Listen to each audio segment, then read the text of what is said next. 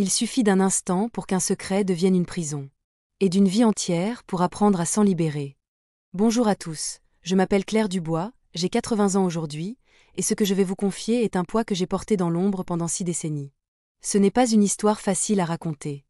Elle est faite de silence, de honte, de petits triomphes et de grandes blessures. Mais si je prends la parole maintenant, c'est pour me libérer, pour poser ce fardeau et peut-être, pour toucher un cœur ou deux parmi vous. Alors, avant de commencer, je vous invite à mettre un petit j'aime à cette vidéo, à vous abonner à cette chaîne, et surtout à m'écrire en commentaire de quelle région de France vous m'écoutez. Vos mots, votre présence, même à travers un écran, me donnent du courage. Je suis née en 1945 dans un petit hameau des Cévennes, un coin perdu où les montagnes semblent avaler le ciel. Les maisons de pierre s'accrochaient aux pentes comme des chèvres têtues, et tout le monde se connaissait, pour le meilleur et pour le pire. J'étais la cadette d'une famille de 7 enfants, 6 filles et un garçon, dans une maison où l'amour était rude et les mots rares. Mon père était tailleur de pierre, un homme aux mains calleuses et au regard dur, usé par le travail et les hivers froids. Ma mère, elle, s'occupait de nous avec une tendresse sévère, celle d'une femme qui n'avait jamais eu le temps de rêver. Nous vivions pauvrement, mais jamais je n'ai manqué de soupe chaude ni de chansons murmurées le soir, quand ma mère pensait que nous dormions. Petite, j'étais curieuse. J'aimais les histoires, celles que ma grand-mère racontait près de l'âtre, des contes de loups et de fées qui dansaient dans les forêts. Je rêvais de lire, de tenir un livre entre mes mains et de comprendre les mots qui s'y cachaient. Mais dans notre village, l'école était un luxe. Les filles, surtout, n'y allaient pas longtemps. À 8 ans, on m'a retirée de l'école pour aider à la maison. Mes sœurs aînées étaient déjà au travail, et mon tour était venu. Les livres, c'est pour les riches, disait ma mère, non sans un pincement au cœur. Mon père, lui, ne disait rien. Il ne voyait pas l'utilité d'apprendre à une fille à lire et à écrire. Alors, j'ai grandi en croyant que les mots écrits m'étaient interdits, qu'ils appartenaient à un monde qui n'était pas le mien. Mais il y avait ce secret. Un secret que personne, pas même ma mère, n'a jamais su.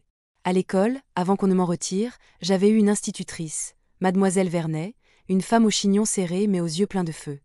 Elle voyait quelque chose en moi, une étincelle, disait-elle. Pendant ces quelques mois, elle m'a appris l'alphabet, les sons, les lettres qui dansent ensemble pour former des mots. Elle me donnait des bouts de papier où elle écrivait des phrases simples.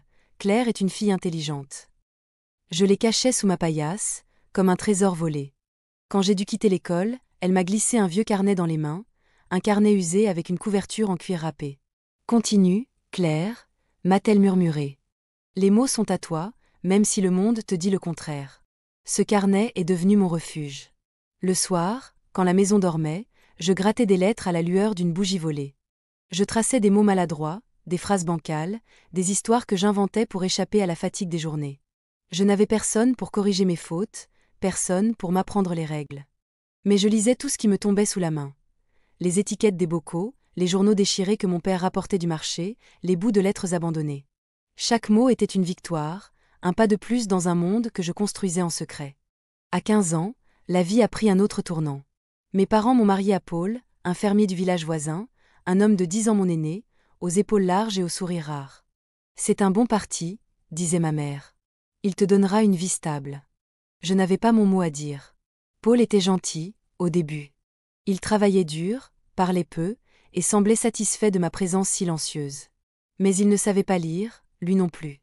Et dans notre maison, les livres n'avaient pas leur place. Les journées étaient longues, remplies de corvées, traire les vaches, laver le linge, préparer les repas. Mes nuits, elles, appartenaient toujours à mon carnet. Sous la couverture, à la lumière tremblante d'une lampe à huile, j'écrivais.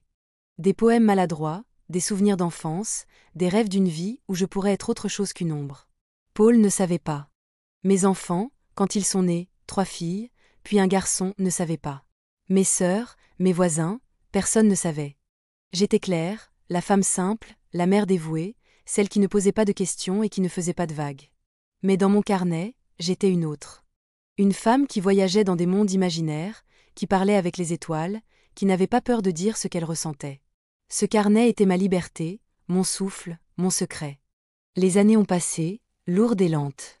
Les enfants grandissaient, la ferme prospérait modestement, et Paul devenait plus distant. Il n'était pas cruel, pas comme certains hommes dont j'avais entendu parler.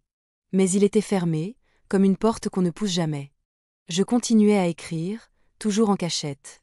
Quand les enfants étaient petits, je leur racontais des histoires le soir, des contes que j'inventais, pleins de princesses courageuses et de forêts enchantées. Ils riaient, ils applaudissaient, mais jamais je ne leur ai dit que ces histoires venaient de mon carnet. J'avais trop peur. Peur qu'on se moque de moi. Peur qu'on me prenne mon trésor. Peur qu'on découvre que j'étais plus que ce qu'ils voyaient. Un soir d'hiver 1965, alors que le vent hurlait dehors et que le feu crépitait dans la cheminée, j'ai failli être découverte. J'avais laissé mon carnet sur la table de la cuisine, un moment d'inattention. Ma fille aînée, Élise, alors âgée de 8 ans, l'a pris et a commencé à tourner les pages. « Maman, c'est quoi ça ?» a-t-elle demandé, ses petits doigts suivant mes lignes maladroites. Mon cœur s'est arrêté. J'ai arraché le carnet de ses mains, plus brutalement que je ne l'aurais voulu. Ce n'est rien, juste des gribouillis, ai-je menti, la voix tremblante. Elle m'a regardée, confuse, mais n'a rien dit. Ce soir-là, j'ai caché le carnet sous une latte du plancher, jurant de ne plus jamais être aussi imprudente. Depuis ce jour, le secret est devenu plus lourd. Chaque mot que j'écrivais était une rébellion, mais aussi un risque. Je vivais deux vies, celle de Claire, la femme simple, et celle de la Claire des carnets, celle qui osait rêver, celle qui refusait de se taire. Et personne au monde, ne devait savoir. Les années ont continué à s'écouler, comme l'eau d'une rivière qui creuse son lit sans qu'on la voie bouger. J'avais 30 ans, puis 40, et la vie à la ferme prenait toute la place. Les enfants grandissaient, leurs rires remplissaient la maison, mais leurs questions aussi. « Maman, pourquoi tu ne lis pas les lettres que le facteur apporte ?» demandait parfois ma cadette, Marie, avec cet air curieux qui me faisait frémir. Je haussais les épaules, faisais semblant de rire. « Oh, ma chérie, je laisse ça à ton père, il s'en sort mieux. » Paul grognait, prenait les lettres, et marmonnait des mots à moitié compris. Personne ne savait qu'à la nuit tombée, je dépliais ces mêmes lettres, cachées dans l'ombre, et que je les déchiffrais lentement, mot après mot, comme un puzzle sacré. Mon carnet, lui, grandissait avec moi. Le premier était plein, ses pages jaunies par le temps, ses coins usés par mes doigts. J'en avais commencé un autre, puis un autre encore. Ils étaient cachés sous la latte du plancher, dans une boîte en fer rouillé que j'avais trouvée derrière la grange. Chaque soir, après que la maison s'endormait, je sortais ma boîte, ma lampe, et je redevenais moi. J'écrivais sur les enfants, sur leurs premiers pas, leurs disputes, leurs rêves. J'écrivais sur la ferme, sur les saisons qui changeaient, sur les odeurs de foin et de terre humide. J'écrivais sur ce que je n'osais dire à voix haute, mes frustrations, mes envies, mes colères. Mes mots étaient maladroits, pleins de fautes, mais ils étaient vrais. Ils étaient miens. Paul, lui, ne voyait rien. Il était absorbé par la ferme, par les dettes, par les récoltes qui dépendaient du ciel capricieux des Cévennes. Il n'était pas méchant, mais il n'était pas curieux non plus. Il me voyait comme une épouse fidèle, une mère efficace, une femme sans surprise. Et c'était mieux ainsi. Si quelqu'un avait découvert mon secret, j'avais l'impression que tout s'effondrerait. Que mes mots, exposés au grand jour, perdraient leur pouvoir. Que je deviendrais une étrangère dans ma propre maison. Un jour d'automne 1975, alors que j'avais 30 ans, une voisine, Madame Giraud, est venue à la maison. Elle était institutrice à la retraite, une femme douce avec des lunettes rondes et un sourire qui semblait tout comprendre. Elle apportait un vieux livre, un roman d'amour qu'elle voulait offrir à Élise, qui avait maintenant 18 ans et rêvait de devenir infirmière. « Claire, tu devrais le lire aussi, m'a-t-elle dit. C'est une belle histoire. » Mon cœur a battu à tout rompre. J'ai bafouillé une excuse, disant que je n'avais pas le temps, que les livres n'étaient pas pour moi. Elle m'a regardé longuement, un peu trop longuement, et j'ai cru voir une lueur dans ses yeux. Comme si elle savait. Mais elle n'a rien dit, elle a juste posé le livre sur la table et est partie. Ce livre est resté là, sur la table, pendant des jours. Il m'énarguait. Je le regardais, je touchais sa couverture, je sentais le poids de ses pages. Une nuit, quand tout le monde dormait, je l'ai ouvert. Les mots étaient plus durs que ceux de mes étiquettes ou de mes journaux. Ils dansaient, se mélangeaient, me défiaient. Mais je n'ai pas abandonné. Page après page, je l'ai lu, lentement, laborieusement. Et quand j'ai fini, j'ai pleuré. Pas de tristesse, mais de joie. Parce que j'avais réussi. Parce que j'avais volé un peu plus de ce monde qui m'avait été refusé. Ce roman a marqué un tournant. Je ne me contentais plus d'écrire dans mes carnets. Je voulais lire, apprendre, comprendre. Je commençais à ramasser tout ce que je trouvais, des prospectus, des vieux magazines, des bouts de journaux. Je les cachais dans ma boîte, avec mes carnets. Je lisais la nuit, je copiais des phrases, je cherchais à comprendre les mots nouveaux. C'était comme si une porte s'ouvrait, une porte que j'avais toujours cru fermée à double tour. Mais avec chaque mot appris, la honte grandissait aussi. La honte de cacher cela à ma famille. La honte de mentir à mes enfants, à Paul. La honte de ne pas être celle qu'ils croyaient. Les années 80 sont arrivées, et avec elles, de nouveaux défis. Élise est partie étudier à Montpellier. Marie et Sophie, mes 2 autres filles, parlaient d'avenir, de métier, de vie lointaine. Mon fils, Pierre, était encore jeune, mais il posait des questions, lui aussi. Maman, pourquoi tu ne signes jamais les papiers de l'école? Je riais, je détournais la conversation, je laissais Paul s'en charger. Mais chaque mensonge était une pierre de plus sur mon cœur. Je voulais leur dire. Je voulais leur montrer mes carnets, leur raconter comment j'avais appris seule, comment j'avais construit ce monde secret. Mais la peur était plus forte. La peur qu'ils ne comprennent pas. Qu'ils se moquent. Qu'ils me rejettent. Un soir, alors que j'avais 45 ans, j'ai failli tout avouer. Nous étions réunis autour de la table, un rare moment où tous les enfants étaient là. Élise parlait d'un livre qu'elle étudiait, un roman de Victor Hugo. Elle s'enthousiasmait, citait des passages, riait. J'ai senti une chaleur monter en moi, une envie folle de dire « je l'ai lu, moi aussi ». Les mots étaient là, sur le bout de ma langue. Mais Paul a grogné, les livres, c'est bien pour les étudiants, mais ici, on a du travail. Et le moment est passé. Je me suis tue. J'ai baissé les yeux. Et j'ai senti mon secret se refermer sur moi, comme une cage. Pourtant, je continuais à écrire. Mes carnets s'entassaient. Ils racontaient tout, la naissance de mes petits-enfants, les hivers rudes, les étés brûlants, les disputes avec Paul, les rires des enfants. Ils racontaient aussi mes peurs, mes doutes, mes rêves. J'écrivais sur ce que j'aurais voulu être. Une femme libre, une femme qui n'a pas peur de dire qu'elle sait lire, qu'elle sait écrire, qu'elle a des pensées qui méritent d'être entendues. Mais dans la lumière du jour, j'étais toujours claire, la femme simple, celle qui ne savait rien. Un matin de printemps 1995, alors que j'approchais de la cinquantaine, j'ai trouvé une lettre dans la boîte aux lettres. Elle venait d'Élise. Elle parlait de son travail, de ses enfants, de sa vie à Montpellier. À la fin, elle avait écrit « Maman, j'aimerais que tu me répondes un jour. Je sais que tu ne lis pas, mais peut-être que Pierre pourrait t'aider. » Ces mots m'ont transpercée. Ma propre fille, croyant que je ne pouvais pas lire sa lettre. J'ai pleuré, seule dans la grange, le papier froissé dans mes mains. J'ai voulu écrire une réponse, lui dire la vérité. Mais j'ai refermé la lettre, je l'ai glissée dans ma boîte, et je n'ai rien fait.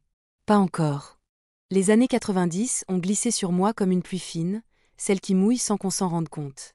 J'avais 50 ans, et la ferme, toujours fidèle à ses exigences, rythmait mes journées. Les enfants avaient grandi, presque tous partis. Élise était à Montpellier, mariée, avec 2 petits garçons qui m'appelaient Mamie Claire, et me serraient dans leurs bras sans savoir qui j'étais vraiment. Marie et Sophie vivaient dans des villages voisins, chacune avec sa famille, ses soucis. Pierre, mon fils, le dernier, restait à la ferme, aidant Paul avec les bêtes et les champs. La maison était plus vide, mais mon cœur, lui, était toujours encombré par ce secret qui grandissait avec chaque page noircie dans mes carnets. Je continuais à écrire, toujours la nuit, toujours en cachette. Ma boîte en fer sous la latte du plancher débordait. J'avais dû en trouver une autre, plus grande, cachée derrière un vieux tonneau dans la grange. Mes carnets s'empilaient, des dizaines désormais, chacun rempli de mots maladroits mais sincères.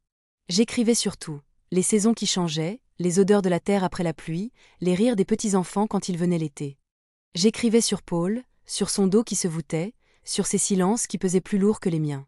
Et j'écrivais sur moi, sur cette femme que personne ne voyait, celle qui lisait en secret, qui rêvait en secret, qui vivait en secret.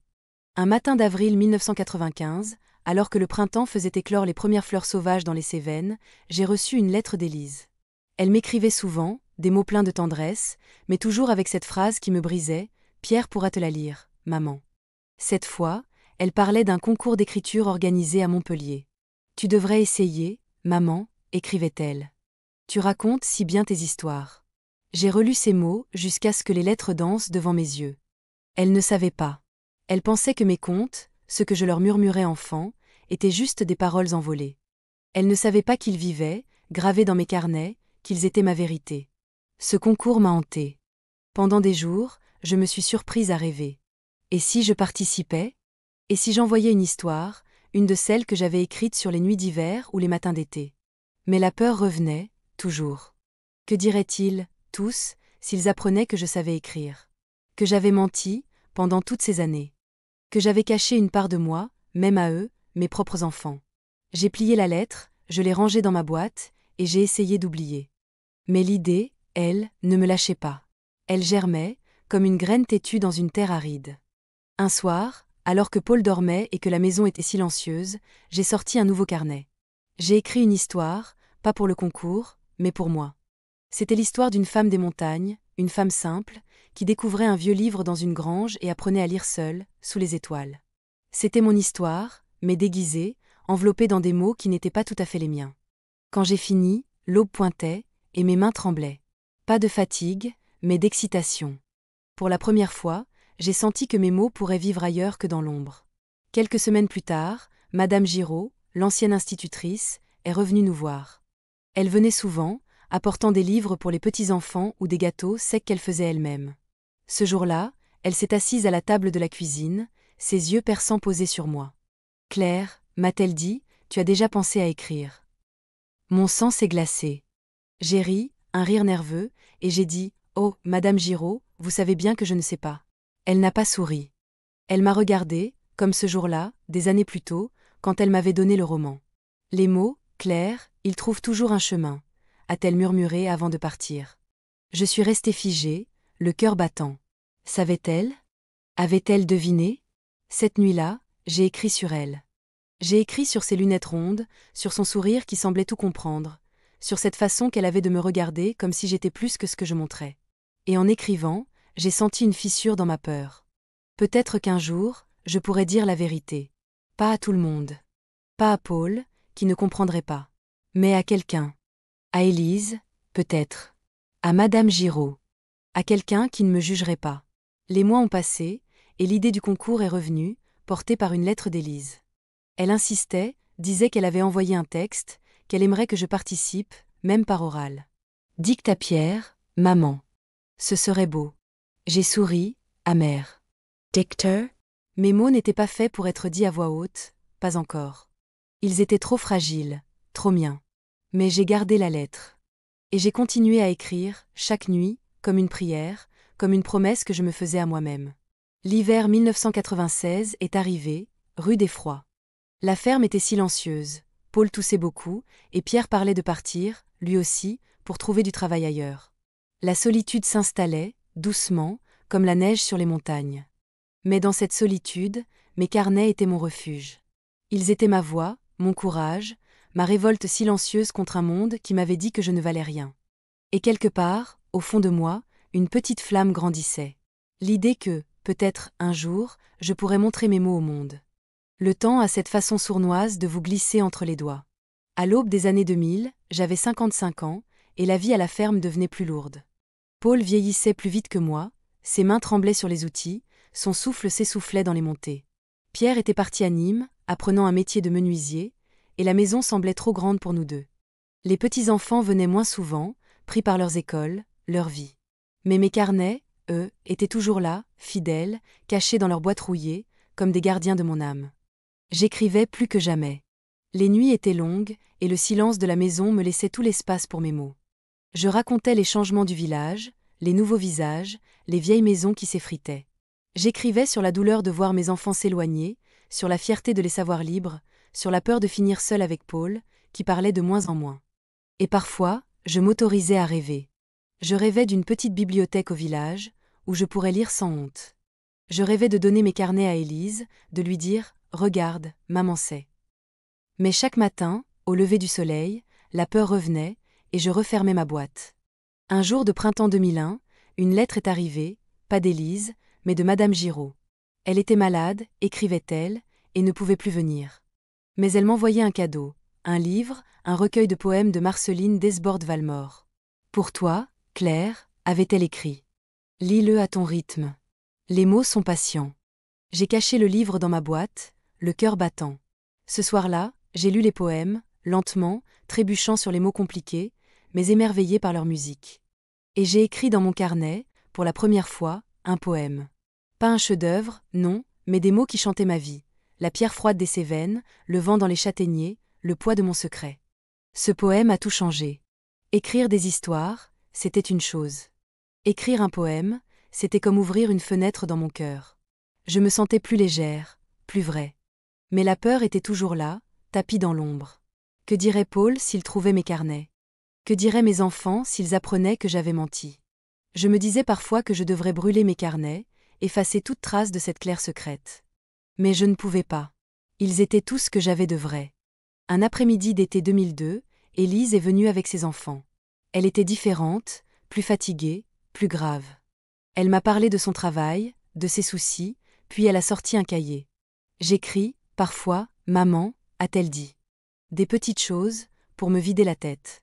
Mon cœur s'est serré. Elle écrivait, comme moi. Mais elle n'avait pas honte.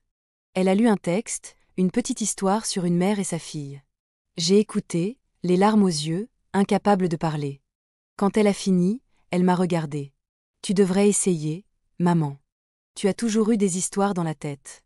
J'ai souri, j'ai hoché la tête, mais les mots restaient coincés dans ma gorge. Ce soir-là, j'ai écrit sur Élise. Sur sa voix, sur ses mots, sur cette envie folle de lui dire « Moi aussi, je sais ». Mais je n'ai pas pu. Pas encore. La honte était trop forte, la peur trop grande. Pourtant, quelque chose changeait en moi. Chaque mot que j'écrivais, chaque poème, chaque page, me donnait un peu plus de courage. Je commençais à imaginer un jour où je pourrais parler, où je pourrais montrer mes carnets, où je pourrais être entière. L'hiver 2003 a été particulièrement dur. Paul est tombé malade, une toux qui ne partait pas. Les médecins parlaient d'une faiblesse des poumons. Il restait au lit, et je m'occupais de tout, la ferme, les bêtes, les comptes. Pierre venait aider parfois, mais c'était moi qui tenais la maison. Et dans ce chaos, mes carnets sont devenus mon encre. J'écrivais sur la fatigue, sur la peur de perdre Paul, sur la solitude qui grandissait. Mais j'écrivais aussi sur l'espoir, sur cette petite voix qui me disait « Tu es plus forte que tu ne le crois ». Un matin, alors que je triais des vieux papiers pour la ferme, j'ai trouvé une lettre de l'école du village. Ils cherchaient des bénévoles pour aider les enfants à lire. Mon cœur s'est mis à battre plus fort. Moi, aider à lire? Moi, qui avais passé ma vie à cacher que je savais. J'ai plié la lettre, je l'ai mise dans ma poche, et j'ai décidé d'y aller. Pas pour parler de moi, pas pour révéler mon secret, mais pour être près des livres, près des mots, près de ce monde que j'aimais tant. La première fois que je suis entrée dans la petite bibliothèque de l'école, j'ai cru que j'allais m'évanouir. Les étagères pleines de livres, l'odeur du papier, les voix des enfants qui lisaient à voix haute. Tout cela était à la fois un rêve et une terreur. J'aidais en silence, rangeant les livres, écoutant les enfants. Parfois, une petite fille me demandait de lire une phrase. Je faisais semblant de trébucher, de ne pas comprendre, mais intérieurement, je lisais chaque mot, et mon cœur chantait. Ce bénévolat a été une révélation. Être entouré de mots, même sans les dire à voix haute, me donnait une force nouvelle. Je rentrais à la ferme épuisée, mais vivante. Et chaque nuit, j'écrivais. Sur les enfants, sur leurs rires, sur leur maladresse. Sur cette vie que je découvrais, si proche de celle que j'avais toujours voulu. Mais le secret pesait encore. Chaque regard d'un enfant, chaque mot d'un enseignant, me rappelait que je vivais dans l'ombre. Que je n'étais pas encore libre. Les années 2000 ont continué leur marche inexorable, et avec elles, le poids des saisons sur mes épaules. À 60 ans, j'étais une femme marquée par le temps, les mains noueuses, le visage creusé par les vents des Cévennes. Paul était toujours là, mais sa santé déclinait. Ses quintes de toux déchiraient les nuits, et ses pas, jadis lourds et assurés, étaient devenus hésitants. La ferme, elle, tenait bon, mais à peine. Pierre venait encore aider, mais il avait sa vie maintenant, une femme, un enfant en route. La maison était un écho de silence, et mes carnets, toujours cachés dans leur boîte rouillée, étaient mon seul refuge. J'écrivais plus que jamais. Les nuits étaient mon royaume, où la lueur vacillante de ma lampe à huile éclairait mes mots. J'écrivais sur la fatigue, sur la peur de perdre Paul, sur la solitude qui s'installait comme un hôte indésirable. Mais j'écrivais aussi sur la beauté des petites choses. Le chant des grillons dans les herbes sèches, l'odeur des châtaignes grillées, les rires des petits-enfants quand ils couraient dans la cour. Mes carnets étaient devenus une forêt, dense et profonde, où chaque page était une branche, chaque mot une feuille. Ils étaient ma vie secrète, celle que personne ne soupçonnait. Mon bénévolat à l'école du village était devenu une routine, une lumière dans mes journées. Je passais des heures à ranger les livres, à écouter les enfants lire, à répondre à leurs questions avec des sourires prudents. Parfois, une petite fille me demandait « Madame Claire, tu lis pas, toi ?» Je secouais la tête, murmurais une excuse, mais intérieurement, je lisais chaque mot, chaque phrase, et mon cœur battait plus fort. Être entourée de livres, même en jouant l'ignorante, me donnait l'impression de respirer plus librement. Mais chaque retour à la ferme me ramenait à ma cage, à ce secret que je portais comme une pierre. Un jour d'automne 2005, une nouvelle institutrice est arrivée au village, Mademoiselle Lambert. Elle était jeune, pleine d'énergie, avec des yeux qui semblaient chercher quelque chose dans chaque personne qu'elle rencontrait. Elle m'a prise à part un après-midi, alors que je rangeais des livres dans la petite bibliothèque. « Claire, m'a-t-elle dit, tu as une façon de regarder les livres. Comme si tu les comprenais. » Mon sang s'est figé. J'ai ri, un rire maladroit, et j'ai dit « Oh, je les regarde, c'est tout. Je ne sais pas lire, vous savez. » Elle a souri, un sourire doux mais perçant, et n'a rien ajouté. Mais ces mots m'ont suivi, comme une ombre. Cette nuit-là, j'ai écrit sur elle. Sur son regard, sur sa voix, sur cette intuition qui me terrifiait. Et en écrivant, j'ai senti une fissure dans mon armure. Peut-être que quelqu'un, un jour, pourrait voir la vraie Claire. Pas la femme simple, pas la mère silencieuse, mais la femme qui écrivait, qui lisait, qui rêvait. L'idée me terrifiait autant qu'elle m'exaltait. Je commençais à imaginer un monde où je n'aurais plus à me cacher, mais la peur était toujours là, tapie dans l'ombre, me murmurant que j'avais trop à perdre. Un soir de décembre, alors que la neige saupoudrait les montagnes, Élise est venue à la ferme avec ses enfants. Elle était différente, plus calme, presque fragile. Elle m'a parlé de sa vie, de son travail qui l'épuisait, de ses fils qui grandissaient trop vite. Puis elle a sorti un carnet, pas comme les miens, mais un joli carnet relié, avec une couverture en cuir bleu. J'écris encore, maman, a-t-elle dit. Ça me fait du bien. Elle m'a lu un poème, un texte sur une mère qu'elle avait perdue trop tôt. J'ai écouté, les larmes aux yeux, incapable de parler. Ces mots étaient si proches des miens, comme un écho de mes carnets secrets. Quand elle a fini, elle m'a regardée. Tu devrais écrire, maman. Tes histoires, elles sont si belles. J'ai senti mon cœur se serrer. J'ai voulu tout lui dire, lui parler de mes carnets, lui montrer la boîte sous la latte. Mais Paul était là, toussant dans son fauteuil, et Pierre parlait fort dans la cuisine. Le moment n'était pas le bon. J'ai souri, j'ai hoché la tête, et j'ai murmuré, peut-être un jour, ma chérie. Mais cette nuit-là, j'ai écrit jusqu'à l'aube. J'ai écrit sur Élise, sur son poème, sur cette envie folle de lui tendre un de mes carnets et de lui dire « Lis. C'est moi. » Mais la peur était plus forte. Pas encore, me disais-je. Pas encore. Les mois ont passé, et Paul s'affaiblissait. Il parlait à peine, ses yeux fixaient souvent le vide. Je m'occupais de lui, de la ferme, de tout.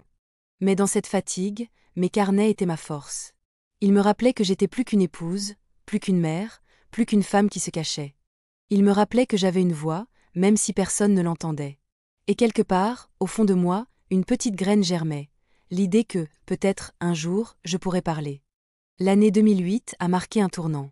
J'avais 63 ans, et la vie à la ferme devenait un combat de chaque instant. Paul était alité presque tout le temps, ses poumons usés par des années de travail dans la poussière des champs. Pierre venait moins souvent, occupé par sa nouvelle famille. Les petits-enfants grandissaient, leurs visites se faisaient rares. La solitude s'installait, froide et pesante, mais mes carnets restaient mon refuge. Ils étaient ma lumière dans l'obscurité, ma révolte contre un monde qui m'avait toujours dit de me taire. Je continuais à écrire, chaque nuit, dans le silence de la maison endormie. Mes carnets débordaient de mots, des poèmes sur les montagnes, des histoires sur les enfants, des souvenirs d'un temps où je rêvais d'être institutrice. J'écrivais sur Paul, sur sa fragilité, sur cette distance qui avait toujours existé entre nous. J'écrivais sur la peur, celle de le perdre, mais aussi celle de rester seule avec mon secret. Mes mots étaient devenus ma respiration, mon pouls. Sans eux, je crois que je me serais effacée. À l'école du village, mon bénévolat était une bouffée d'air. Les enfants m'appelaient Mamie Claire, et leur rire me donnait du courage. Mademoiselle Lambert, l'institutrice, était toujours là, avec son regard perçant et ses questions qui me mettaient mal à l'aise.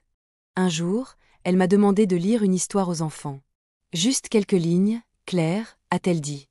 Tu as une voix si douce. J'ai paniqué.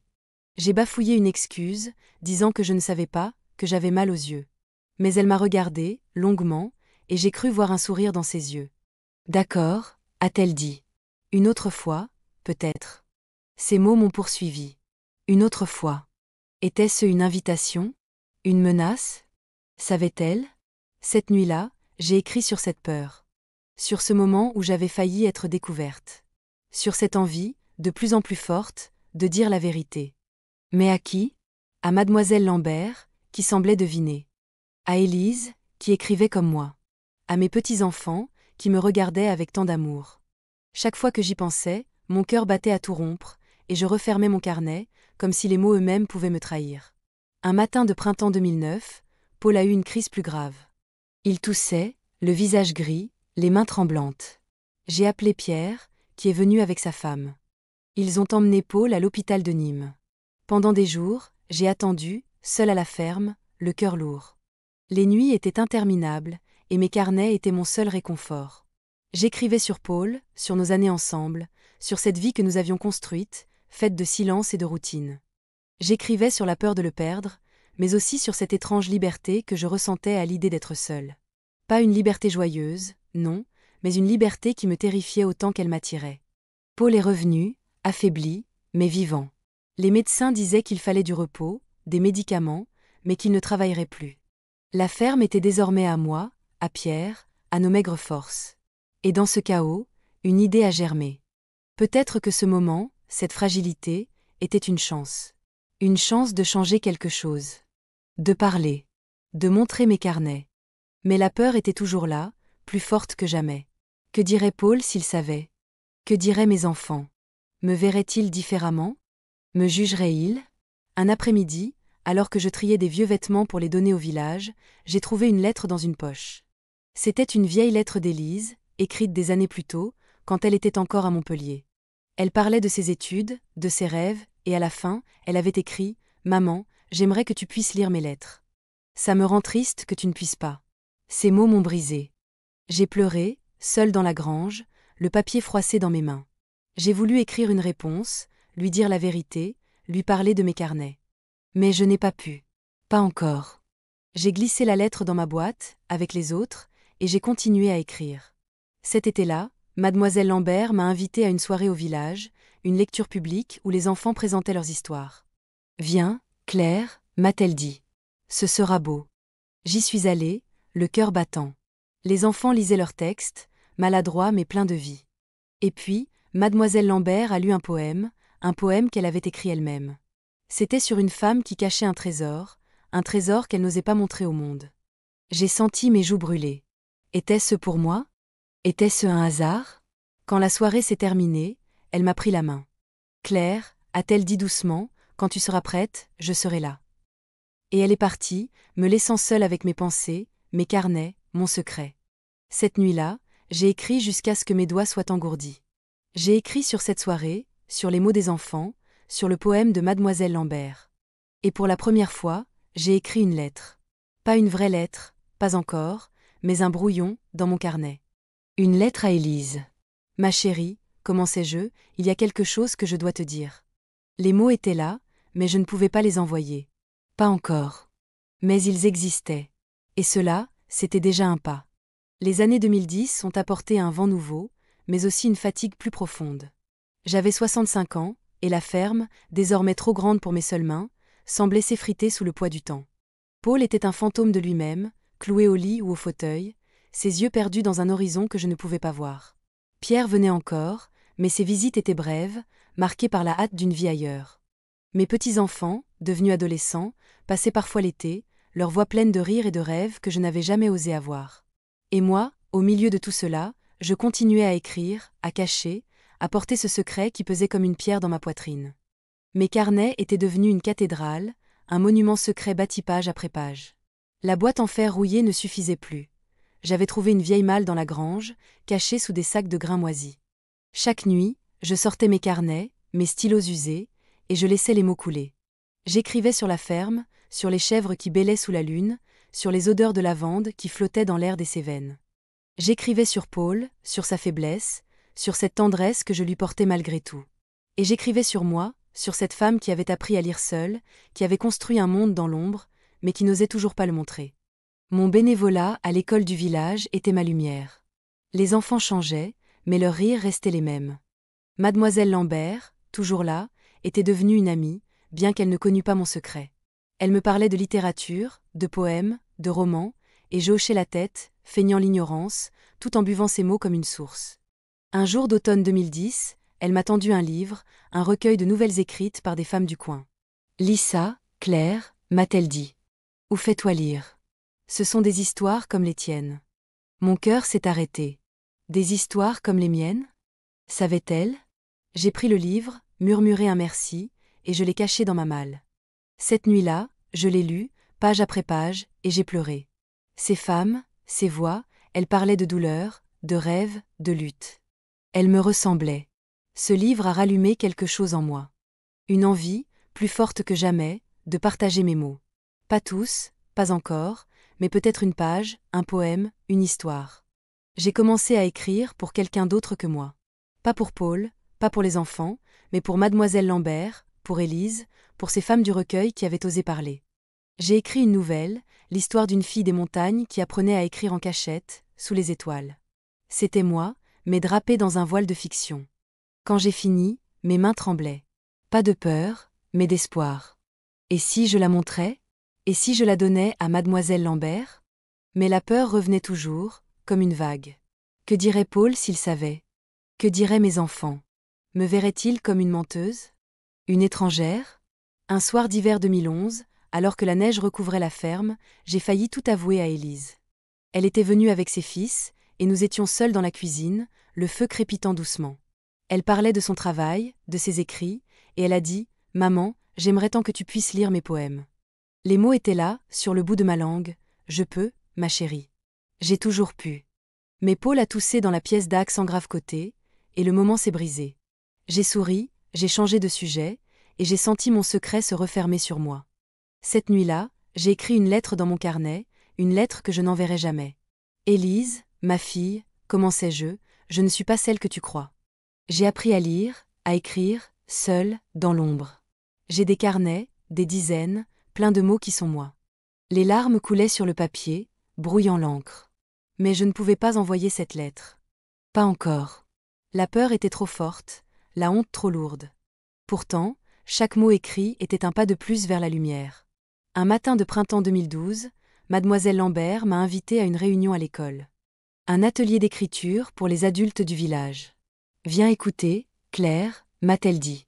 Tu n'as pas besoin d'écrire, juste d'être là. J'y suis allée, le cœur battant. Les participants lisaient leurs textes, des histoires simples, des poèmes maladroits, mais pleins de vérité. J'écoutais, silencieuse, mais à l'intérieur, je brûlais. Mes mots, ceux de mes carnets, étaient aussi forts, aussi vrais. Pourquoi ne pouvais-je pas les partager? Quand la réunion s'est terminée, Mademoiselle Lambert m'a pris la main. Claire, m'a-t-elle murmuré, tu as une histoire à raconter. Je le vois dans tes yeux. J'ai hoché la tête, incapable de parler, et je suis rentrée à la ferme, le cœur en feu. Cette nuit-là, j'ai écrit jusqu'à l'aube. J'ai écrit sur cet atelier, sur ces voix courageuses, sur cette envie qui grandissait en moi. Et pour la première fois, j'ai envisagé de montrer un de mes textes. Pas à tout le monde, pas encore, mais à Mademoiselle Lambert. Peut-être qu'elle comprendrait. Peut-être qu'elle ne me jugerait pas. Mais la peur était toujours là, comme un mur. Pas encore, me disais-je. Pas encore. L'année 2015 est arrivée, et avec elle, un sentiment d'urgence. J'avais 70 ans, et le temps semblait accélérer, comme si chaque jour me rapprochait d'un choix inévitable. Paul était toujours là, mais il était devenu une ombre, un homme silencieux dont les yeux ne quittaient presque plus le plafond. La ferme était entretenue par Pierre et un voisin, car mes forces s'amenuisaient. Mes petits-enfants, désormais adultes ou presque, venaient rarement, pris par leurs études, leur vie. Mais mes carnets, eux, restaient mon refuge, ma vérité, ma révolte contre une vie qui m'avait appris à me taire. J'écrivais avec une ferveur nouvelle, comme si chaque mot était un pas vers la liberté. Ma malle débordait, pleine de carnets jaunis, d'histoires, de poèmes, de lettres jamais envoyées. J'écrivais sur le passé, sur ma mère qui m'avait retiré de l'école, sur Mademoiselle Vernet qui m'avait donné mon premier carnet.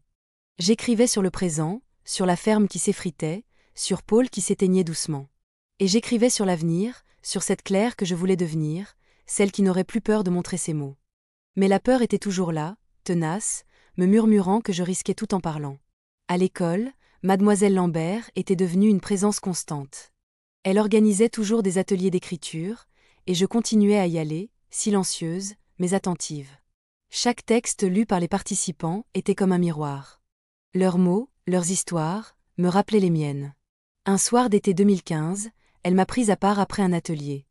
Claire, m'a-t-elle dit, je ne sais pas ce que tu caches, mais je sais que tu as quelque chose à dire. Quand tu seras prête, je lirai. Ces mots m'ont transpercée. Elle savait. Pas tout, mais assez. J'ai hoché la tête, incapable de répondre, et je suis rentrée à la ferme, le cœur en désordre. Cette nuit-là, j'ai sorti tous mes carnets. Je les ai étalés sur le sol de la grange, sous la lumière pâle de la lune. Ils étaient là, des dizaines, comme des fragments de ma vie. J'ai relu des pages au hasard, un poème sur les châtaigniers, une histoire sur une fille qui rêvait d'étoiles, une lettre à Élise jamais envoyée. Et pour la première fois, j'ai senti que ces mots méritaient d'être vus. Pas par le monde entier, pas encore, mais par quelqu'un. Par mademoiselle Lambert, peut-être. Par Élise. Par mes petits-enfants. Mais la peur était toujours là, comme une chaîne. Un matin d'automne, Élise est revenue à la ferme, seule. Elle était différente, plus pensive. Elle m'a parlé de son divorce, de ses fils qui partaient à l'université, de cette solitude qu'elle ressentait. Puis elle a sorti un carnet, comme toujours. J'ai écrit un poème, maman, a-t-elle dit. Je veux te le lire. Elle a lu, sa voix tremblante, un texte sur une femme qui gardait ses rêves enfermés. J'ai senti les larmes monter, mais je les ai retenues. Quand elle a fini, elle m'a regardée. Maman, tu as toujours eu des histoires. Pourquoi tu n'écris pas? J'ai ouvert la bouche, mais aucun mot n'est sorti. Le moment était là, si proche, mais je l'ai laissé passer. J'ai souri, j'ai murmuré, peut-être un jour. Et j'ai haï ma lâcheté. Cette nuit-là, j'ai écrit une nouvelle lettre dans mon carnet. Élise, ma chérie, commençai-je, je ne suis pas celle que tu crois. J'ai écrit toute ma vie, en secret, parce que j'avais honte, parce que j'avais peur. Les mots coulaient, plus clairs que jamais. Mais je ne pouvais pas les lui donner. Pas encore. La peur de son jugement, de son incompréhension, était trop forte. Pourtant, quelque chose changeait en moi. Chaque mot écrit, chaque atelier, chaque regard de mademoiselle Lambert me poussait un peu plus près du bord. J'étais à 2 doigts de sauter, mais je n'avais pas encore le courage. Un jour d'hiver 2016, Paul s'est éteint.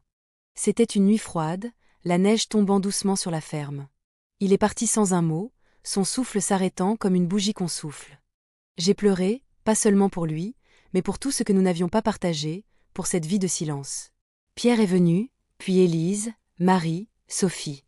La maison s'est remplie de voix, de larmes, de souvenirs. Et moi, au milieu de tout cela, je pensais à mes carnets. Ils étaient là, cachés, contenant tout ce que j'étais vraiment. Mais je me suis tue, encore une fois. Après l'enterrement, Élise est restée quelques jours. Un soir, alors que nous étions seuls, elle m'a pris la main. Maman, a-t-elle dit, tu es si forte. Mais parfois, j'aimerais savoir ce que tu penses vraiment. Ces mots m'ont brisé. J'ai voulu tout lui dire, lui parler de mes carnets, de mes mots. Mais j'ai souri, j'ai serré sa main, et j'ai murmuré, un jour, ma chérie. Cette nuit-là, j'ai écrit jusqu'à l'aube, une lettre, une vraie, que je voulais lui donner. Mais je l'ai rangée dans ma malle, avec les autres. Pas encore, me disais-je. Pas encore. Les années ont continué à s'écouler, comme des pierres roulant doucement dans le lit d'une rivière. En 2020, j'avais 75 ans, et la ferme, désormais presque abandonnée, portait les marques du temps. Les murs s'effritaient, le toit fuyait, et les champs, jadis pleins de vie, étaient envahis par les herbes sauvages. Pierre venait encore, mais il parlait de vendre, de partir ailleurs, loin des Cévennes.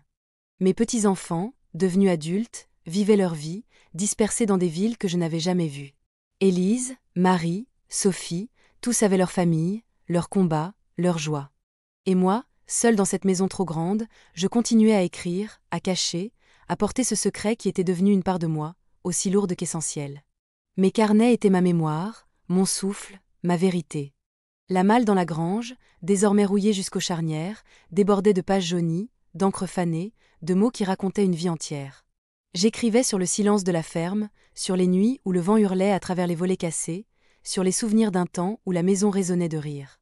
J'écrivais sur Paul, parti il y a 4 ans, sur cette tendresse étrange que j'avais fini par lui porter, malgré nos silences. J'écrivais sur mes enfants, sur mes petits-enfants, sur leur ignorance de la femme que j'étais vraiment. Et j'écrivais sur moi, sur cette Claire qui avait appris à lire sous les étoiles, qui avait construit un monde dans l'ombre, mais qui n'avait jamais osé le montrer au grand jour. À l'école du village, je continuais mon bénévolat, bien que mes forces s'amenuisaient. Mademoiselle Lambert, désormais Madame Lambert, était toujours là, ses cheveux grisonnants, mais ses yeux toujours aussi perçants. Elle avait cessé de me poser des questions directes, mais ses regards, ses silences, me disait qu'elle savait. Un jour de printemps 2020, alors que le monde s'arrêtait à cause d'une pandémie, l'école a fermé, et les ateliers d'écriture ont cessé. Mais Madame Lambert m'a écrit une lettre qu'elle a glissée sous ma porte. Claire, écrivait-elle, quand tout ceci sera fini, viens me voir. J'aimerais lire ce que tu caches. Mon cœur s'est serré. Elle savait, sans savoir. Et cette lettre, rangée dans ma malle, est devenue une promesse silencieuse. Pendant ces mois d'isolement, la ferme est devenue ma prison et mon refuge. Sans l'école, sans les visites des enfants, je me suis tournée vers mes carnets avec une ferveur nouvelle. J'écrivais des heures, parfois jusqu'à l'aube, sous la lumière pâle d'une lampe à piles. J'écrivais des poèmes sur les montagnes, des histoires sur des femmes qui osaient parler, des lettres à Élise, à Marie, à Sophie, à Pierre, à mes petits-enfants. Des lettres que je n'envoyais pas, mais qui existaient, bien réelles, dans mes carnets. Chaque mot était un pas vers la liberté, un pas vers le moment où je pourrais enfin dire la vérité. Un soir d'été, Élise est venue, masquée, distante, à cause des règles sanitaires. Elle était seule, ses fils restaient en ville.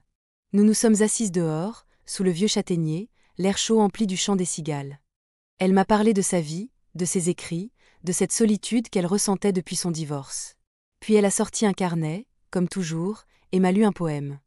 C'était sur une femme qui gardait un secret qui la rongeait mais la rendait forte. J'ai senti les larmes monter, mais je les ai retenues. Quand elle a fini, elle m'a regardée, longuement. « Maman, a-t-elle dit, j'ai toujours su que tu avais des choses à dire. Pourquoi tu ne les dis pas ?» Mon cœur battait à tout rompre. Les mots étaient là, si proches, mais la peur, cette vieille compagne, m'a retenue. J'ai souri, j'ai murmuré, « Un jour, ma chérie. » Mais cette fois, je savais que ce jour approchait. Cette nuit-là, j'ai écrit une lettre, une vraie, pas un brouillon. « Élise, ma fille, commençais-je, je ne suis pas celle que tu crois. Depuis que j'ai 8 ans, je sais lire, je sais écrire. J'ai des carnets, des dizaines, cachés dans la grange. Ils sont ma vie, ma vérité. J'ai plié la lettre, je l'ai glissée dans une enveloppe, mais je ne l'ai pas envoyée. Pas encore. Elle était là, dans ma malle, avec les autres, attendant son moment. Chaque nuit, je la relisais, et chaque nuit, je me disais, bientôt. Un matin d'automne 2021, Madame Lambert est venue à la ferme. L'école avait rouvert, et elle voulait reprendre les ateliers d'écriture. Claire, m'a-t-elle dit, on organise un recueil. Des textes du village, des histoires de vie. Tu devrais participer. Mon sang s'est glacé. Participer? Montrer mes mots? J'ai bafouillé une excuse, disant que je ne savais pas écrire, mais elle a secoué la tête. Je ne crois pas à ça, Claire. Quand tu seras prête, je serai là. Elle est partie, et j'ai passé la journée dans la grange, à regarder ma malle, à toucher mes carnets. L'idée de partager un texte, même un seul, me terrifiait. Mais elle m'exaltait aussi. Et si c'était le moment? Et si c'était maintenant? Cette nuit-là, j'ai choisi une histoire dans mes carnets. Une histoire simple, sur une fille qui apprenait à lire en cachette, sous les étoiles des Cévennes. Je l'ai recopiée, lentement, corrigeant mes fautes du mieux que je pouvais. J'ai plié les pages, je les ai glissées dans une enveloppe, avec un mot, pour Madame Lambert. Mais je ne l'ai pas donnée. Pas encore. La peur était là, mais elle s'effritait, comme les murs de la ferme. Bientôt, me disais-je. Bientôt. L'année 2025 est arrivée, et avec elle, mes 80 ans. La ferme n'était plus qu'une coquille, un souvenir de ce qu'elle avait été. Pierre parlait toujours de vendre, mais je m'accrochais, pas pour la terre, pas pour la maison, mais pour ce qu'elle contenait, ma malle, mes carnets, ma vie secrète. Mes enfants venaient rarement, pris par leur vie, leur famille. Mes petits-enfants, désormais adultes, m'envoyaient des messages, des photos, des bribes de leur monde. Et moi, je continuais à écrire, chaque nuit, sous la lumière tremblante d'une lampe, mes mains noueuses traçant des mots qui étaient ma vérité. Mes carnets étaient devenus un testament. Ils racontaient tout, mon enfance volée, mes années avec Paul, mes enfants, mes petits-enfants, mes peurs, mes rêves. Ils racontaient la Claire que personne ne connaissait, celle qui avait appris à lire seule, qui avait écrit des poèmes sous les étoiles, qui avait construit un monde dans l'ombre. Mais à 80 ans, je sentais que le temps pressait. Je ne pouvais plus attendre. Le secret, ce fardeau que j'avais porté pendant 60 ans, devait être libéré. Pas pour moi seule, mais pour mes enfants, pour mes petits-enfants, pour qu'ils sachent qui j'étais vraiment. Un matin de printemps 2025, Madame Lambert m'a écrit une nouvelle lettre. L'école préparait un dernier recueil, un hommage aux voix du village. Claire, écrivait-elle, c'est le moment. Partage ton histoire. Ces mots m'ont secoué. J'ai sorti l'enveloppe que j'avais préparée il y a des années, celle avec mon histoire pour Madame Lambert. Mais ce n'était pas assez. Ce n'était pas seulement à elle que je devais parler. C'était à Élise, à Marie, à Sophie, à Pierre, à mes petits-enfants. C'était à eux que je devais donner mes carnets. Ce jour-là, j'ai appelé Élise. Ma voix tremblait, mais je l'ai invitée à venir à la ferme, avec ses frères et sœurs, avec leurs enfants. J'ai quelque chose à vous dire, ai-je murmuré. Elle a ri, pensant à une surprise banale, mais j'ai senti mon cœur battre plus fort. Le moment était venu. J'ai passé la semaine à préparer, à sortir mes carnets, à les étaler sur la table de la cuisine. Ils étaient là, des dizaines, des centaines de pages, ma vie entière écrite en mots maladroits mais vrais. J'avais peur, une peur immense, mais aussi une paix nouvelle. J'étais prête. Le jour venu, la maison s'est remplie de voix, de rires, de pas. Élise, Marie, Sophie, Pierre, et presque tous mes petits-enfants étaient là. Nous nous sommes assis autour de la table, le feu crépitant dans l'âtre, l'odeur du pain frais emplissant l'air. J'ai pris une profonde inspiration, et j'ai parlé. Mes enfants, ai-je commencé, il y a quelque chose que je dois vous dire. Toute ma vie, vous avez cru que je ne savais ni lire ni écrire. Mais c'était un mensonge. J'ai appris, seul, quand j'étais enfant. Et j'ai écrit, chaque nuit, pendant 60 ans. Le silence était si lourd que je pouvais entendre mon propre cœur. Puis j'ai poussé les carnets vers eux. Voici ma vie. Voici qui je suis. Élise a été la première à réagir. Elle a pris un carnet, ses mains tremblantes, et a lu à voix haute. Un poème, un de mes premiers, sur les montagnes des Cévennes. Sa voix s'est brisée, et elle a pleuré. Maman, a-t-elle murmuré, pourquoi tu n'as rien dit? J'ai raconté tout, Mademoiselle Vernet, le premier carnet, les nuits à écrire en cachette, la peur du jugement, la honte.